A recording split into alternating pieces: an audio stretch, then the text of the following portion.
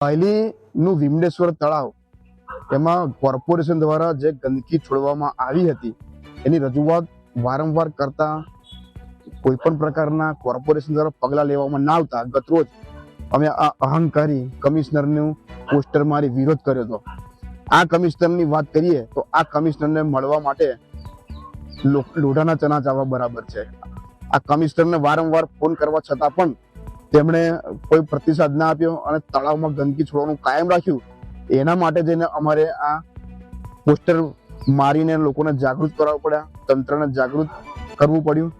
અને વધુ વાત કરીએ તો કોર્પોરેશન કરદાતાઓના પૈસા લે છે અને સામે કોઈ સેવા આપતા નથી. અને આ કમિશનરની વાત કરું તો કમિશનર એટલો બધો અહંકાર છે કે માલે તુજારોને મળવાનો સમય હોય છે પણ સામાન્ય માણસોને મળવાનો એમની પાસે સમય નથી હોતો. જેથી કરીને અમારે તંત્રને આ રીતે જાગતું રાખવું પડે છે. અને આગામી સમયમાં જો આ નિરાકરણ નહીં આવે તો અમે બીજી રીતે પણ આ રીતે કમિશન ટાર્ગેટ કરીશું, એમાં કોઈ બેમત નથી.